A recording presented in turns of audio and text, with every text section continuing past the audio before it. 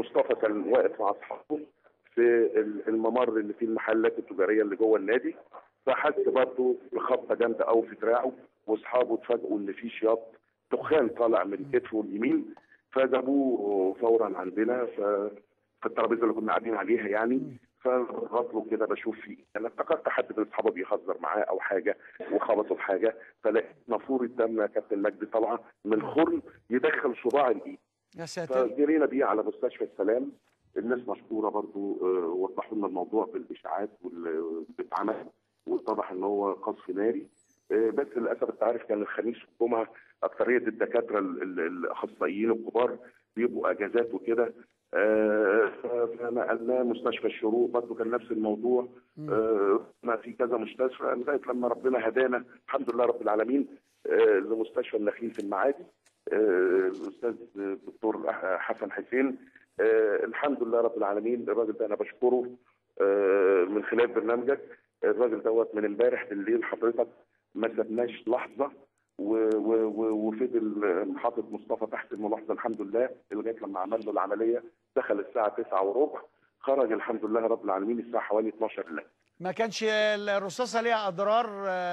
الحمد لله هو قال ان هو نظف كل حاجه جوه ما لمستش اي جهاز من اجهزه الجسم الحمد لله. العالمين الحمد لله رب العالمين. حتى قال انا محتاج ان انا اجبس. هو كان في وتر بس حصل له شبه مد، فعمل له حتى بعد طبعا الناس الرياضيين ادرى مني بالمواضيع دي. أيوه. فعمل حاجه في العضله بتاعه الكتف اليمين الحمد لله رب العالمين، وهو بس معلق له دراعه.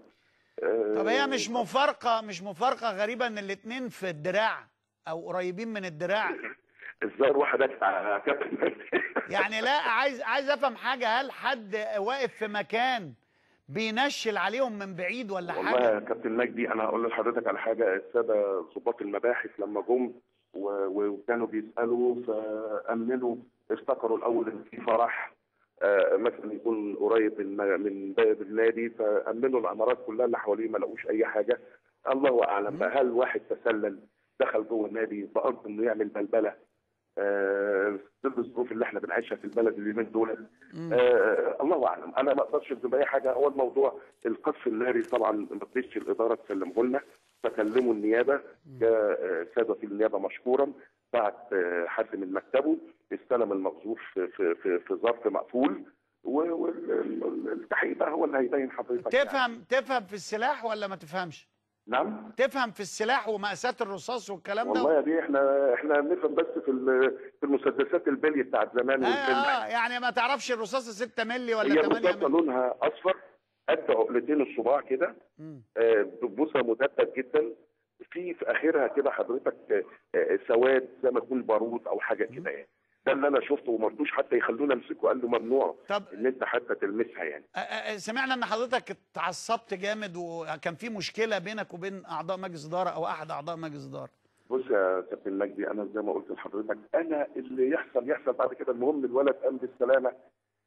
طب احكي لنا الموقف برضو من وجهه نظرك. هو المفروض ان احنا يعني انا ابني يضرب بالنار او ابن اختي وانا ادخل اضحك وانبسط واقول لهم متشكرين، يا ريتكم كنتوا في قلبه مش في دراعه. ليه، هو في حد عاتبك؟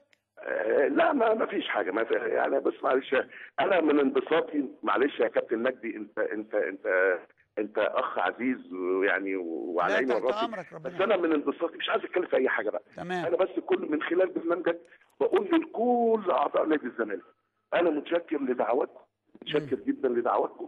ان دعواتكم دي الحمد لله زي ما نجت مرام نجت مصطفى، والحمد لله، وربنا ما يكتب على حد ابدا، ويرجع الهدوء للنادي وللبلد وفي كل حته في مصر. اللي يحصل بعد كده يحصل. المهم احنا الحمد لله بنعيش عشان نربي ولادنا احسن تربيه ونشوفه في احسن مراكز. انا ما تفرقش معايا بقى اي حاجه بعد كده. احنا بنحترم يكون يا كابتن مجدي. احنا بنحترم وجهه نظرك استاذ طارق طعيمه. بشكرك شكر جزيل. خالد طفل مصطفى اللي اصيب بطلق ناري في نادي الزمالك، وده شيء محتاج تحقيقات ومحتاج